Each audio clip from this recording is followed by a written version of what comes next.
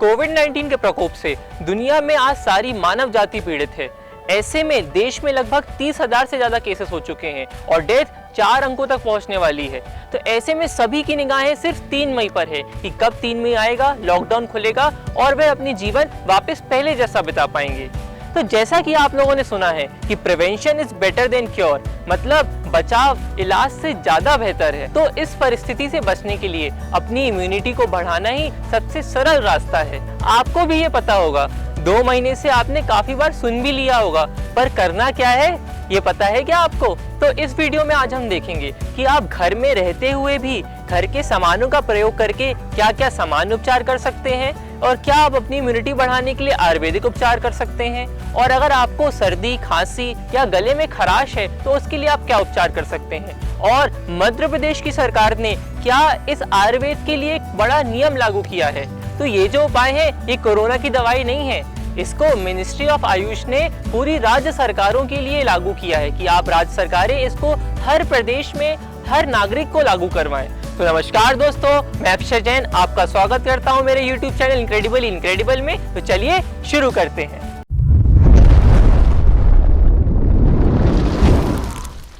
आयुर्वेद की शक्ति जानना है तो सबसे सरल और अच्छा उदाहरण है रामायण से, कि जब लक्ष्मण जी पर प्राणों का संकट आया था तो कैसे हनुमान जी ने संजीवनी ला करके उनके प्राणों की रक्षा की थी।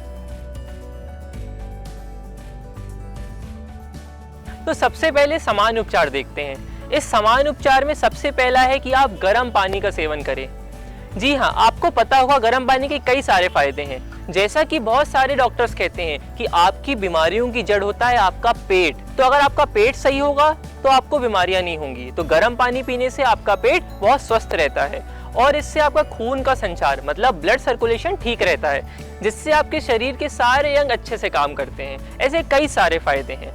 और दूसरा सामान्य उपचार कर सकते हैं आप कि आप योगा कर सकते हैं, प्राणायाम कर सकते हैं, आप ध्यान कर सकते हैं। कम से कम अगर आप 30 मिनट तक ये कार्य करेंगे तो आपके जीवन में देखिएगा एक अभूतपूर्व परिवर्तन आएगा। और इसके अलावा आप हल्दी, जीरा, धनिया, लहसुन इन सब का प्रयोग भी अपने भोजन में कर सकते हैं। ये होते हैं एंटीऑक्सीडेंट्स जो आपकी बॉडी में जाते हैं और आपकी बॉडी में जितने भी खराब पदार्थ हैं उनको डिटॉक्स कर देते हैं, मतलब उनको बाहर निकाल देते हैं। तो ये तो होगा सामान्य उपचार। अब देखते हैं अगर आपको इम्यूनिटी बढ़ानी है तो उसके लिए आयुर्वेदिक उपचार क्या है। तो इनमें सबसे पहला है हल्दी वाला दूध, और उसके बाद आप जो काढ़ा होता है जिसको अपन हर्बल टी भी बोल सकते हैं उसको भी बना के पी सकते हैं। मतलब उसमें क्या क्या प्रयोग करेंगे तो तुलसी, काली मिर्च, दालचीनी, सौंठ, मुनक्का। अगर आपको इसको थोड़ा मीठा बनाना है तो आप इसमें गुड़ का प्रयोग कर सकते हैं, और अगर इसमें आपको थोड़ा खट्टापन चाहिए तो आप इसमें थोड़ा सा नींबू का रस भी प्रयोग कर सकते हैं। और इसके साथ ही तीसरा उपाय है च्यवनप्राश, जो आपके घरों में होगा तो उसको आप रोज 1 चम्मच उसका सेवन कर सकते हैं। और अब आते हैं सिंपल आयुर्वेदिक उपचार। इसके लिए आपको क्या करना है तो आप शीशम ऑयल, कोकोनट ऑयल या घी का कुछ बूंदे ले लीजिए और अपने नाक के छिद्र में आप डाल सकते हैं। और इसके अलावा आप 1 चम्मच कोकोनट ऑयल या शीशम ऑयल लीजिए, अपने मुंह में रख के हल्का सा गरारा करिए, फिर इसको आप थूक दीजिए और गर्म पानी से अच्छे से कुल्ला कर लीजिए।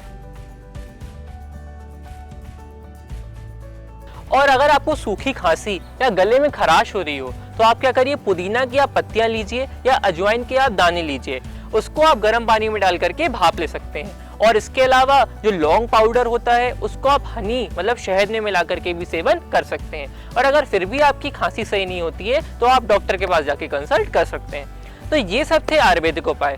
लेकिन आज की जीवन शैली ऐसी हो गई है कि आप आयुर्वेद पर विश्वास ही नहीं करते हैं क्योंकि आपको रिजल्ट तुरंत नहीं दिखते हैं। तो जो भी आयुर्वेदिक उपाय हैं उसको आप थोड़े नियमित समय तक करिए, आपको रिजल्ट जरूर दिखेंगे। तो अगर मध्य प्रदेश सरकार की बात की जाए तो सरकार ने राज्य के सभी लोगों के लिए 1 करोड़ काढ़े के पैकेट बांटने का निर्णय किया है। तो ये सब जो भी उपाय थे ये अपने भारत देश के बड़े बड़े वैद्य ने बताए हैं। तो आप इनका पालन करिए, अपना ध्यान रखिए, अपने परिवार का ध्यान रखिए। जय हिंद।